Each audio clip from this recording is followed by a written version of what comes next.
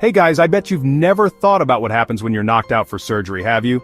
Well, today we're going to explore the wild world of anesthesia. You know that moment when the doctor tells you to count backward from 10 and suddenly you're waking up hours later?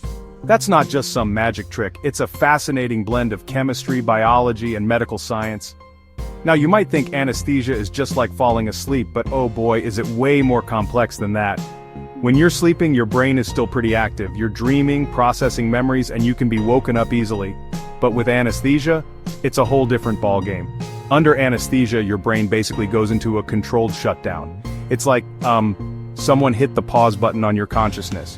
You're not just unconscious, you're in a state where you can't feel pain, you don't move, and you have no memory of what's happening. It's pretty mind-blowing when you think about it. Alright, let's hop in our time machine and check out how anesthesia evolved. Believe it or not, people have been trying to knock themselves out for surgery for thousands of years. Ancient civilizations were like, hey, this surgery is gonna hurt, let's try some opium. They also used things like mandrake and alcohol. Fast forward to the 19th century, and things start getting really interesting. Doctors discovered that inhaling certain gases could make you lose consciousness. This led to the use of diethyl ether and nitrous oxide. Yep, the same stuff that makes you giggle at the dentist. These were game changers, but they had their downsides. So how do these anesthetics actually work?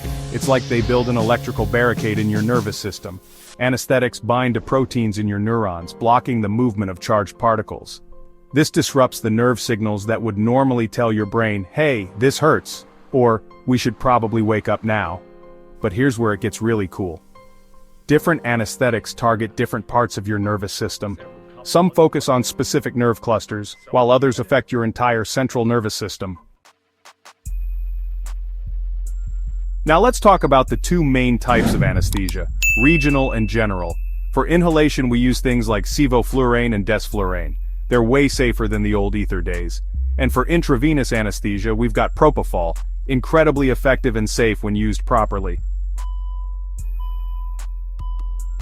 Today, anesthesiology is incredibly advanced.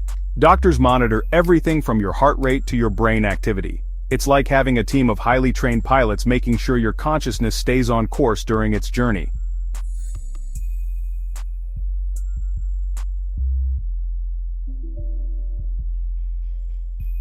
From ancient herbs to high-tech drugs, we've come a long way in our quest to make surgery painless.